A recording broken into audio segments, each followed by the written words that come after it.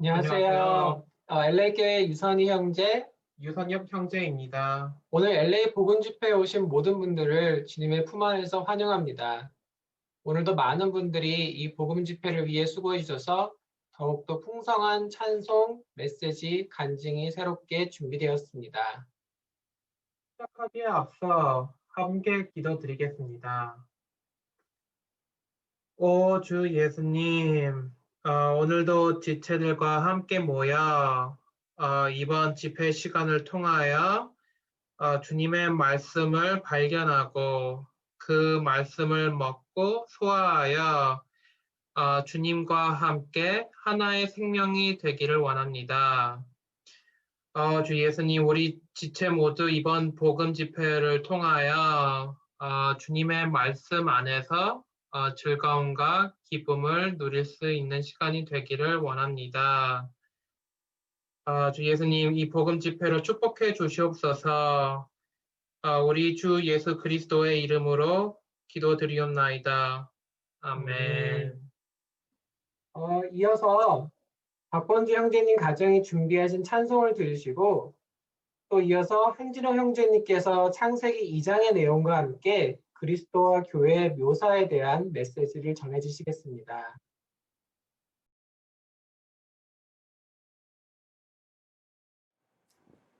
안녕하세요 여러분. 저는 박범준 형제이고 박수지 자매 그리고 우리 딸 레이첼 그리고 테스입니다.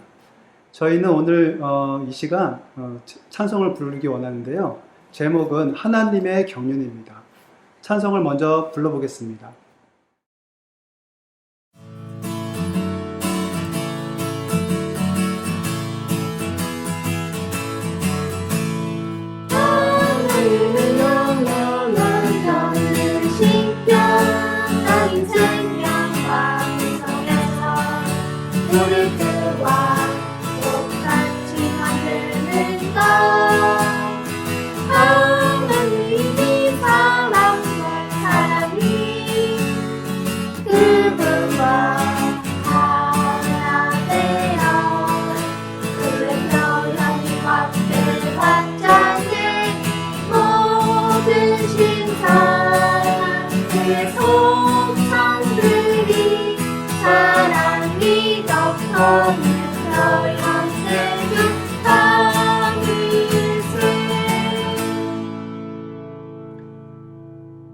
여기서 이 경륜은 헬라어로는 이 가정의 법을 의미한다고 합니다.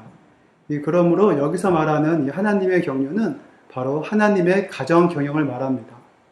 그분은 그분의 경륜을 이루시기 위해 그분 자신을 그분께서 선택하신 사람들 안으로 분배하시는데 그것은 바로 그분 자신을 표현할 집을 얻으시기 위함입니다. 그 집은 바로 교회입니다. 우리가 선택된 것은 단지 우리의 구원을 위해서가 아니라 그분의 표현과 거처인 교회가 되기 위함입니다. 이 찬송가는 그분의 위대한 경륜을 우리가 아주 잘 알 수 있도록 아주 쉽고 짧게 압축을 해놨는데요. 지금 이제 이 찬송을 다시 한번 부르기 원합니다. 이번에는 부르실 때 특별히 가사를 주의 깊게 보시고 다음번에 또 우리가 기회가 있으면 그때는 외워서도 부를 수 있을 정도로 좀 가사를 주의 깊게 보시기 원합니다. 찬송을 다시 한번 불러보겠습니다.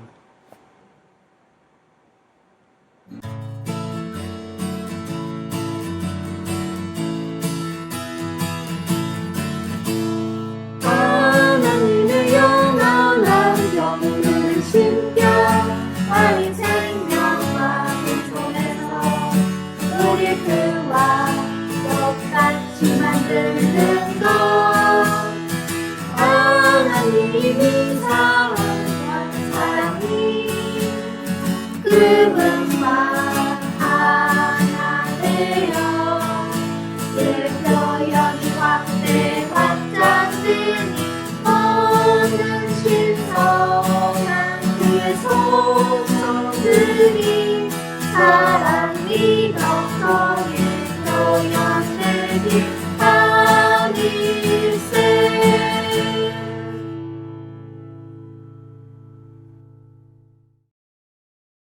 안녕하세요. 저는 LA 교회의 한진호 형제입니다.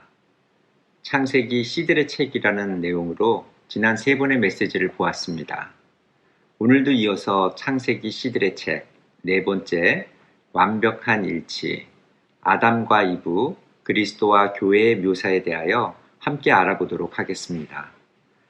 오늘 다룰 내용은 창세기 2장의 마지막 부분인데 믿지 않은 많은 사람들도 잘 알고 있는 아담과 이브에 관한 내용입니다. 아담이 이브를 자신의 신부로 맞이하는 과정을 볼 것입니다. 또한 이것이 어떻게 그리스도와 교회의 예표인지도 함께 살펴보도록 하겠습니다. 여러분도 창세기를 재미있고 친근하며 잘 알고 있다고 느끼지 않으십니까? 왜냐하면 우리가 성경을 읽어야지 마음 먹고 시작하는 성경 66권 중 첫 번째 책입니다. 그래서 더 많은 시간, 더 많은 기회가 창세기로 향했는지도 모릅니다. 하지만 다른 성경에 비해서 많이 읽었다고 해도 그 안에 있는 내용만큼은 아주 풍부하고 깊습니다. 또한 신성한 진리가 씨들로 뿌려진 책이기 때문에 우리가 바로 어떤 질문에 대답을 못할 수도 있고 또 쉽게 대답했다 틀린 경우도 많이 있습니다. 창세기 2장 7절에서는 여호와 하나님께서 땅의 흙으로 사람을 지으시고 라고 말씀하십니다. 사람은 흙으로 만들어졌습니다. 붉은 점토로 만들어졌다고 합니다. 구약은 히브리어, 신약은 헬라어로 쓰여졌는데 히브리어에서 흙은 아담아, 아담과 발음이 많이 비슷하죠. 어근이 같기 때문이라고 합니다.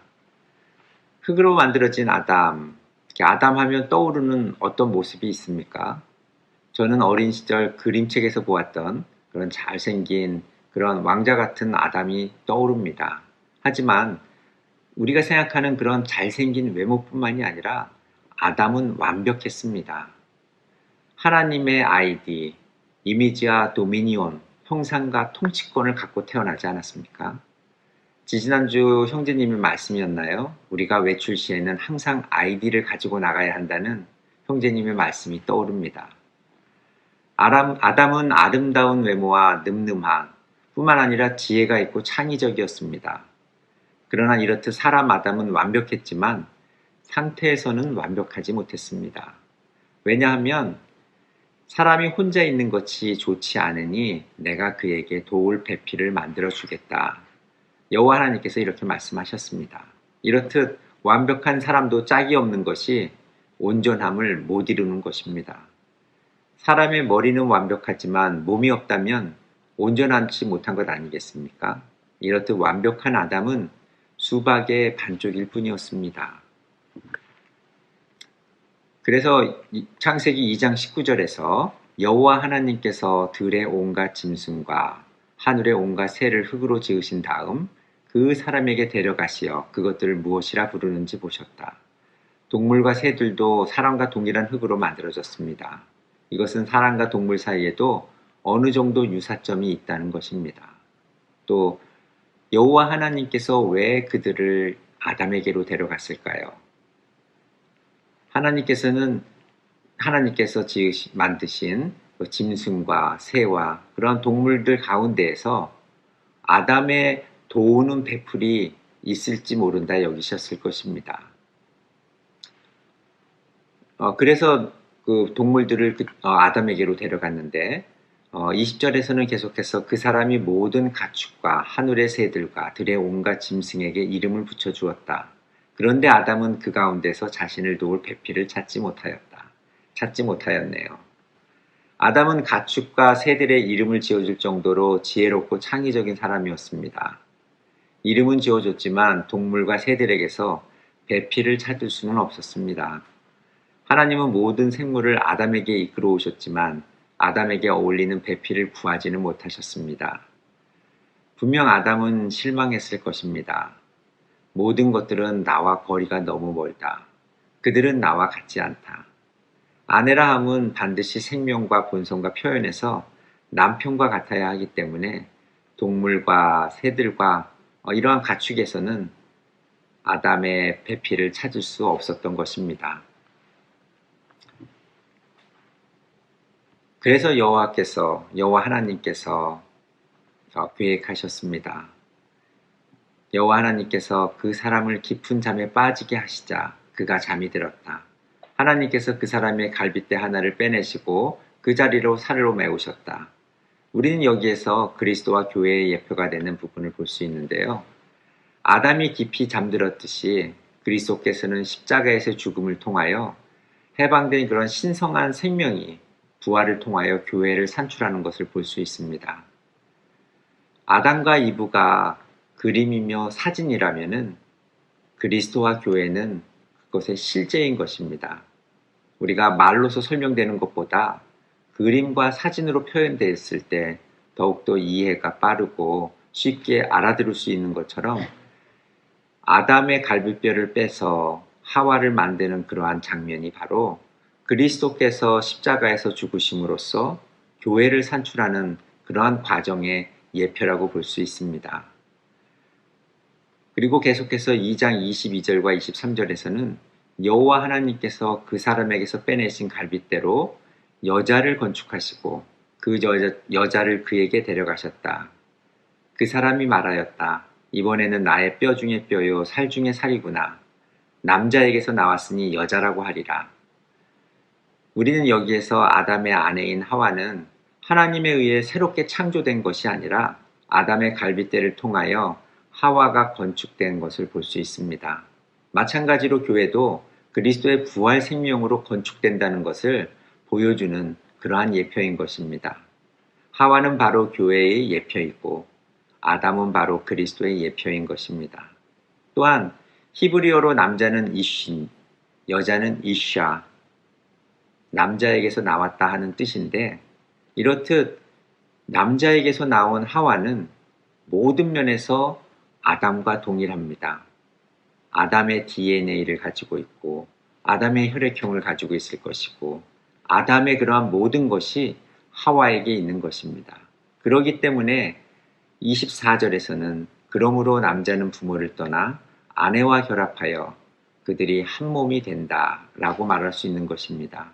한 몸이 된다는 것은 바로 그리스도와 믿는 이들이 하나 된 영 안에서 온전한 하나를 이룰 수 있다는 그러한 예표를 보여주는 것입니다. 그렇다면 신약에서는 어떻게 그리스도와 교회의 예표를 표현하고 있는지 한번 보겠습니다. 에베소서 5장 23절에서 32절의 말씀을 보면 남편이 아내의 머리이기 때문입니다. 이것은 그리스도께서 교회의 머리이신 것과 같습니다. 그분은 몸의 구주이십니다. 이렇게 말씀하고 계십니다.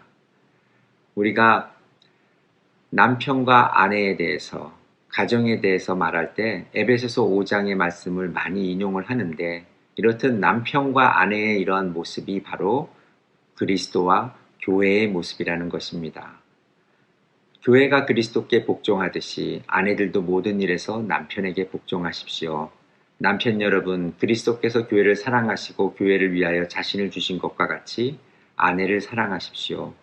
이러한 남편과 아내를 향한 그러한 말씀일 뿐만이 아니라 그리스도와 교회의 어떠한 내용에 대해서 그런 묘사에 대한 말씀인 것입니다. 우리는 그리스도께 복종해야 하며 또한 구주로서 그리스도를 사랑해야 합니다. 그러한 그리스도는 우리를 죽기까지 하시며 우리를 사랑하시고 그를 통하여 교회를 산출하셨습니다. 교회는 무엇입니까? 멀리 멋있는 종탑이 있는 그러한 예배당은 결코 교회가 아닌 것입니다. 교회는 바로 여기 계신 형제님, 자매님들, 저희 자신들이 바로 교회인 것입니다. 이클레시아, 부름받아 나온 이들, 주님께서 인도하신 그러한 모든 믿는 성도들이 바로 교회인 것입니다. 우리는 교회이며 아내로서 주님께 복종하고 주님을 사랑해야 합니다. 또한 그리스도께서 말씀 안에 있는 씻는 물로 교회를 깨끗하고 거룩하게 하신다고 했습니다. 말씀 안에 있는 물로 우리가 깨끗이 씻어짐으로써 그리스도의 거룩과 의를 표현할 수 있는 그러한 신부 되기를 소망합니다. 또한 점이나 주름이나 그 같은 것이 없는 영광스러운 교회로 자기 앞에 세우시려는 것이며 교회를 거룩하고 흠이 없게 하시려는 것입니다. 그렇습니다. 그리스도의 신부로서 단장되기 위하여 우리에게는 어떠한 천연적인 것이나 또 육체에 속한 것을 없애버리고 영광스러운 그리스도를 표현하는 그러한 교회로서 주님 앞에 설 수 있기를 소망합니다. 또한 이와 같이 남편들도 자기 아내를 자기 몸처럼 사랑해야 합니다. 자기 아내를 사랑하는 것은 자기 자신을 사랑하는 것입니다. 아무도 자기 육신을 미워하지 않습니다. 오히려 보양하고 보살펴 줍니다. 그리스도도 교회를 이같이 대하십니다. 그렇습니다. 내 어떤 신체 일부가 마음에 안 든다 하여서 우리가 함부로 대하지 않고 그것을 미워하지 않습니다. 남들이 보기에 부족하다고 하여도 나의 신체의 일부는 사랑하고 더 많이 아끼고 감싸줍니다. 이렇듯 그리스도께서는 교회를 이같이 대하고 계십니다. 말씀하셨듯이 왜냐하면 우리가 그분의 몸의 지체들이기 때문입니다. 그러므로 남자는 부모를 떠나 아내와 합하여 그 둘이 한 몸이 되어야 합니다. 창세기 2장 24절의 말씀과 동일하죠. 이렇습니다. 교회와 그리스도, 또 그리스도와 교회, 남편과 아내가 온전히 합해짐으로 한 몸을 이룰 수 있는 것입니다. 이것은 비밀합니다. 나는 그리스도와 교회를 가리켜 말하는 것입니다. 이렇습니다. 분명히 교회와 그리스도를 가리켜 말한다고 사도 바울은 말하고 있습니다. 그럼 이제 우리는 어떻게 해야 합니까? 요한계시록 19장 7절에 보면 우리가 기뻐하고 크게 기뻐하며 그분께 영광을 돌립시다. 왜냐하면 어린 양의 결혼날이 다가왔고 그분의 아내도 자신을 준비하였기 때문입니다. 우리가 어린 양의 신부로서 준비되고 있습니다. 우리의 마음의 준비를 어떻게 해야 합니까? 우리는 우선 신부의 가장 큰 덕목 중 하나는 신랑을 사랑한다는 것입니다. 우리는 주님을 사랑해야 합니다. 주님을 사랑합니다. 습관적이 아닐지라도 그리스도인은 보통 주님께 큰 소리로 순간순간 매일매일 외쳐야 합니다. 주 예수님, 당신을 사랑합니다. 오, 주 예수님, 당신을 사랑합니다. 남편을 사랑하는 것이 아내의 첫 번째 덕목인 것입니다. 가장 중요한 요소인 것입니다. 그리고 나서는 주님의 말씀을 듣기 위해 성경을 읽어야 합니다. 말씀을 읽고 죄를 자백하고 용서를 받음으로써 우리의 죄에서 씻기는 것 외에도 우리의 결점들, 낡아짐, 그리고 천연적인 자아로부터 깨끗해져야 합니다. 말씀으로 매일매일 씻김받고 말씀으로 우리의 점과 주름이 깨끗해지며 주님 앞에 영광스러운 모습으로 설 수 있기를 원합니다. 그리고 마지막으로는 다른 믿는 이들과 연결되어야 합니다. 우리가 가는 이 길은 결코 쉬운 길이 아닙니다. 혼자서는 갈 수 없지만 둘, 셋에 더 많은 형제 자매님들과 함께는 우리가 충분히 신부로 준비될 수 있는 것입니다. 저도 성경의 말씀을 읽을 때에 혼자서는 금방 포기하고 잊어먹고 좌절할 수 있지만 함께하는 누군가가 동행한다면은 1년 내내 성경의 말씀을 읽고 말씀의 깊이 안으로 들어갈 수 있는 것입니다. 우리에게는 동반자가 필요하며 함께 말씀을 추구하고 함께 신부로 준비되는 이 길을 갈 필요가 있는 것입니다. 그렇습니다. 우리가 이렇듯 그리스도의 사랑과 또 교회된 아내로서의 복종이 있고 또 우리가 이러한 신부된 길을 온전히 가기 위해서 주님을 사랑하고 계속해서 말씀에 씻는 물로서 우리가 정결케 된다면은 우리는 어린 양의 결혼식에 새 마포 옷으로 입고 주님과 함께 그날에 설 것입니다. 부족한 말씀이었지만은 여러분께서 이 말씀을 통하여 또 그리고 이 말씀이 또 믿지 않는 이들에게는 또 구원의 말씀이 되기를 소망합니다. 감사합니다. 안녕하세요. 저는 LA교회에서 생활하는 이성령 자매입니다. 저는 이번 해에 코로나 바이러스 전염병으로 인해 쿼런틴을 시작하면서 제 인생의 많은 것들 중에 제일 가치 있는 게 무엇인지에 대해 생각해 보게 되었습니다.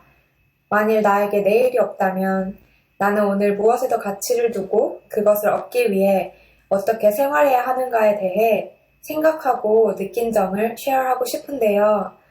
하나님을 믿는 사람들이라면 주 예수님께서 다시 이 땅에 오신다는 것을 알고 있잖아요.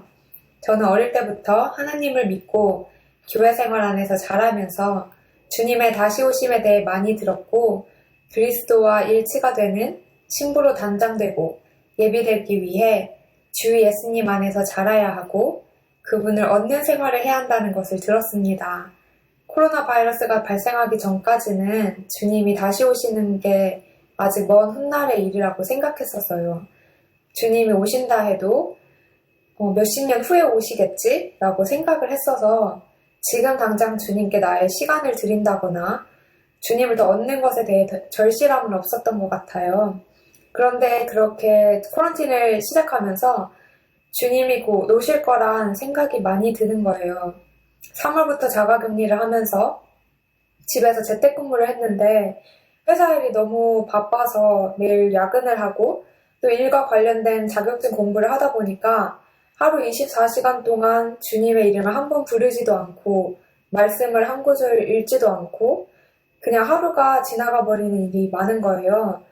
물론 교회에서 갖는 여러 모임들은 매주 참여를 하긴 했지만 제 일상 속에서 주님을 중심 잡지 않았다는 것을 많이 느꼈어요. 그러다 문득 이런 생각이 들었습니다. 이렇게 일을 열심히 하고 공부를 하면서 주님을 놓쳤는데 만약 내일 주님이 오시면 이게 다 무슨 소용이지? 이게 주님을 얻는 것보다 더 가치가 있는 것인가? 물론 이 세상을 살아가려면 필요한 것들이긴 한데 주님을 놓치면서까지 내 시간과 에너지를 다 쏟아부을 필요는 없다라는 것을 깨닫게 됐어요. 에베소서 5장 16절은 때가 악하기 때문에 시간을 아끼라고 말하고 있는데 우리가 이 시간을 어디에 쓰는지가 중요한 것 같아요. 저희 교회에 매주 모임이 여러 개가 있는데 일하고 너무 피곤할 때는 그냥 오늘은 스킵하고 쉬어볼까 하다가도 내일 주님이 오신다면 오늘이 내게 주어진 주님을 누릴 수 있는 마지막 기회라면 이라고 생각을 하니까 그 모임을 빠질 수가 없더라고요. 오늘 저 주님을 붙잡고 주님을 얻고 주님 안에서 자라는 게 제가 가장 가치를 두고 해야 하는 일이더라고요. 그래서 열심히 일을 하면서 공부를 하는 와중에도 중간중간 주님의 이름을 부르고 주님을 사랑한다고 고백하고 주님을 접촉하고 또 제 마음의 중심이 그리스도가 되길 바라면서 그런 실행을 하고 있습니다. 너무 바쁠 때는 주님 생각이 날 틈이 없이 하루가 지나가잖아요. 그래서 한때는 기도를 했었어요. 주 예수님, 제가 바쁜 와중에도 주님의 이름을 부르는 것이 생각나게 하시며 주님과 이 일을 함께하기 원합니다. 주님을 놓치지 않게 해주세요. 라고 기도를 했더니 정말 일하다가 뜬금없이 주님이 떠올랐어요. 그래서 그 순간 바로 주님께 제 마음을 돌이켜서 주님을 붙잡고 접촉했어요. 그랬더니 하루가 힘들지 않고 뭔가 제 마음이 가득 채워진 느낌이 있었어요. 주님의 이름을 부르며 사랑한다고 말하는 게 신부로 준비되는 실제적인 실행들 중에 하나라고 했잖아요. 두 번째 실행은 성경을 읽는 것인데 저는 혼자서 성경을 매일 꾸준히 읽는 게 쉽지 않아서 다른 자매들과 함께 읽는데 그게 도움이 많이 되더라고요. 시간을 정해두고 그 시간에 한두 장씩 읽는데 같이 읽을 때 모르는 부분이 있으면 서로 알아보고 또 서로 누린 것을 쉐어하는데 밥도 혼자 먹는 것보다 누군가 같이 먹을 때 더 즐겁고 맛있잖아요. 그런 것처럼 말씀을 같이 읽을 때 더 맛있고 기쁨이 배가 되는 것 같아요. 이번 주에 누린 말씀이 있는데 예레미야 15장 16절에서 주님의 말씀을 발견하고 제가 그것을 먹었더니 주님의 말씀이 제가 마음의 즐거움과 기쁨이 되었습니다. 라는 구절이 있어요. 이건 정말 직접 체험을 해보신 분들은 다 이 말씀이 사실이라는 것을 아실 거예요. 주님의 말씀을 먹었을 때 우리가 누릴 때 오는 그 기쁨과 즐거움은 말로 표현할 수가 없어요. 예를 들어서 우리가 스트레스를 받을 때 맛있는 음식을 먹거나 쇼핑을 하거나 신나는 노래를 듣거나 하면서 스트레스를 풀잖아요. 그때 잠깐 즐겁긴 해요. 특히 쇼핑했을 때 무언가를 샀을 때 잠시의 기쁨이 있는데 그건 제가 돈을 주고 기쁨을 사는 거예요. 하지만 주님의 말씀으로 얻는 기쁨은 거저받는 거예요. 돈을 주고 사지 않아도 우리는 그 자리에서 즉시 기쁨을 얻을 수가 있어요. 우리가 하나님한테 우리의 마음을 돌이켜서 그분을 찾고 말씀을 기도로 읽으면 몇 분 걸리지 않아서 우리의 마음에 채워짐이 있고 기쁨이 있고 평강이 있고 또 다른 것들을 다 필요 없을 정도로 행복함을 느낄 수 있어요. 우리가 그리스도와 일치되는 신부로 단장되기 위해서 매일 말씀을 먹고 누리며 기쁨과 즐거움을 얻는 그러한 그리스도인의 생활을 모두가 하기 원합니다. 내일이 없다라고 생각했을 때 오늘 어떤 것에 더 가치를 두고 얻어야 하는지 생각해 보시고 제가 생각하는 답은 주님을 더 얻는 것인데요. 주 예수님이 우리 생활의 더 중심이 되시고 우리 마음의 첫지배치를 차지하실 수 있도록 기도합니다. 감사합니다. 아멘. 창세기의 말씀을 통하여 우리는 동반자가 얼마나 중요한지를 알게 되었습니다. 코로나로 인해 모든 것이 불안한 이 시대에 우리는 혼자서가 아닌 마음을 열고 다른 형제 자매님들과 함께 연결되어 하나의 교회로서 함께 하나님의 말씀을 추구하고 그 과정 속에서 마음의 평안과 구원을 얻으시길 바랍니다. 이 시간은 매 주일마다 오전 11시부터 11시 반까지 줌을 통해서 참여하실 수 있습니다. 오늘 영상을 다시 보시기 원하신다면 Sing to Him이라는 웹사이트를 통해 다시 보실 수 있습니다. 오늘 집회는 여기까지이며 참여해주신 모든 분들께 감사드립니다. 다음 복음 집회에도 뵙기를 바랍니다. 집회를 마치겠습니다.